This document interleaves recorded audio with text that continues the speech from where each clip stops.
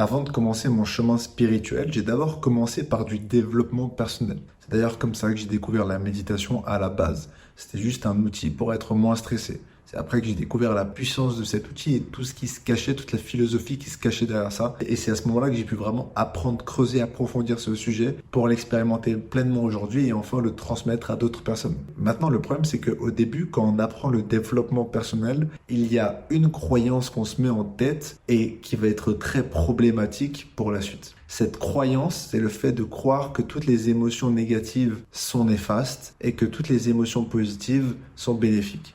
Dans le sens où on va essayer à tout prix d'avoir le maximum d'émotions bénéfiques et éviter à tout prix le maximum d'émotions négatives. Et c'est un excellent moyen de souffrir. Je vais donner mon exemple qui est extrêmement simple. Généralement, le week-end, c'est là où je suis le plus libre de faire ce que j'ai envie, d'expérimenter ce qui me fait vraiment plaisir. Donc, j'ai la chance de pouvoir planifier vraiment ce que j'ai envie. Et aujourd'hui, justement, j'avais très envie d'expérimenter la méditation sous une nouvelle forme, pouvoir faire un peu d'introspection, voir ce qui se passait dans mon esprit quand je méditais de telle manière, expérimenter un petit peu tout ça. Donc ça, c'est ce que je voulais faire.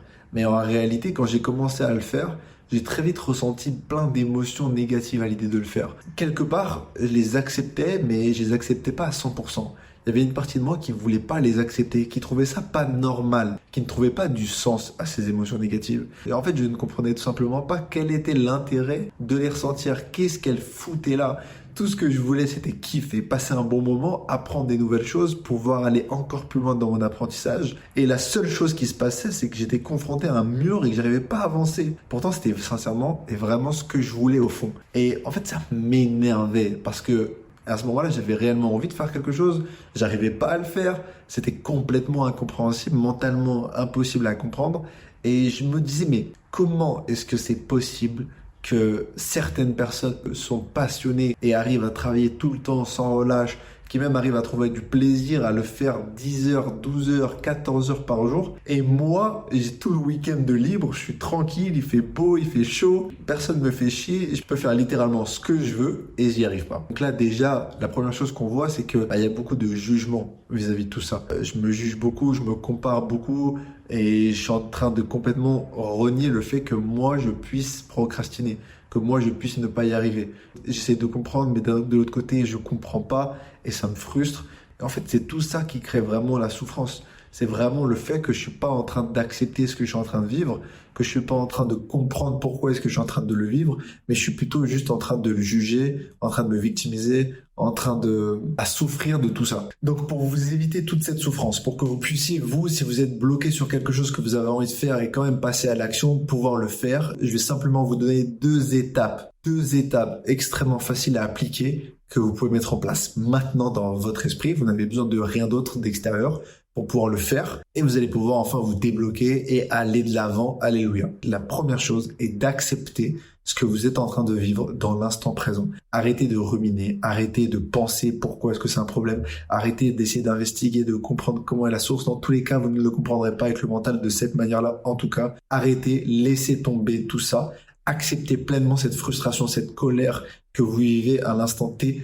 Acceptez-la pleinement. Ça fait partie de ce que vous devez vivre. Ça fait partie de l'expérience. C'est là pour vous faire avancer dans tous les cas. C'est extrêmement positif le fait que vous le ressentiez. Tout a un sens. Donc à ce moment-là, la meilleure des choses que vous puissiez accepter, c'est accepter le fait que c'est là pour une raison et que ça a un sens. La deuxième chose à faire, c'est que maintenant que vous avez cette frustration, cette colère en vous, transmutez-la. Utilisez cette énergie pour faire quelque chose de bien, pour faire quelque chose qui est positif pour vous. Donc là, pour vous donner un exemple de ce qui s'est passé, j'étais en train de méditer, d'essayer de réfléchir, de comprendre le pourquoi du comment, pourquoi est-ce que je ressens ça, à qui est-ce que je me compare, mais d'où est-ce que ça vient, est-ce que je dois accepter le fait que j'avance pas et juste aller regarder une série Netflix toute la journée et attendre que le temps passe, est-ce que je dois me forcer et tout faire pour y arriver? En réalité, et ça veut dire ça, transmuter, c'est que vous allez accepter ce que vous êtes en train de vivre dans l'instant présent, parce que cette énergie, cette colère, cette frustration, c'est littéralement de l'énergie, de l'essence qui va vous permettre d'avancer. Donc ne rejetez pas cette expérience, utilisez-la plutôt pour avancer, littéralement. Mais vous ne pourrez jamais avancer si vous n'êtes pas capable de percevoir que ce que vous êtes en train de vivre dans l'instant présent est une bonne expérience pour vous, a du sens pour vous, est une bonne chose pour vous. Donc, si vous acceptez que cela a un sens, que cela vous est utile et que vous l'acceptez pleinement, vous allez pouvoir l'utiliser, cette énergie, pour passer à l'action, pour faire quelque chose, pour agir. Et c'est à ce moment-là que vous allez pouvoir enfin passer ce palier, arrêter de vous juger et enfin faire la chose sur laquelle vous avez envie d'avancer dans tous les cas. Donc pour moi, c'était très simple.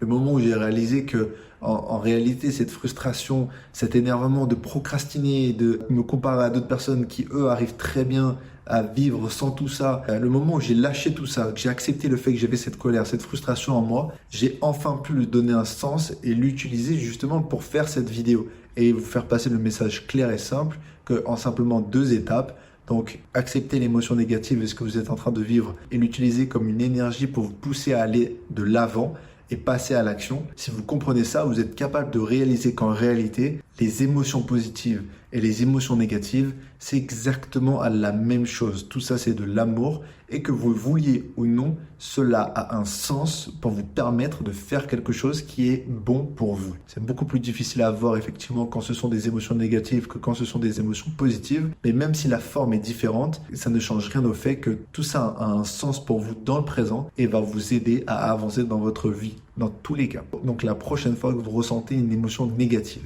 la prochaine fois que vous êtes en colère pour quelque chose, acceptez cette émotion pleinement et utilisez cette énergie pour faire quelque chose qui a du sens pour vous. Vous pouvez utiliser cette énergie pour aller faire du sport, vous pouvez utiliser cette énergie pour travailler, peu importe, vous avez compris l'idée. Donc à partir de maintenant, vous savez clairement que les émotions positives et les émotions négatives se valent parce que votre expérience, ce que vous vivez dans l'instant présent, a toujours un sens caché. C'est simplement à vous de le découvrir. Si tout ça a du sens pour vous et que vous voulez aller beaucoup plus loin, cliquez sur le lien dans la description et on va pouvoir passer un appel ensemble pour que je puisse vous aider à accepter ce que vous ressentez et aller de l'avant. Merci encore de m'avoir écouté et je vous dis à très vite. Ciao.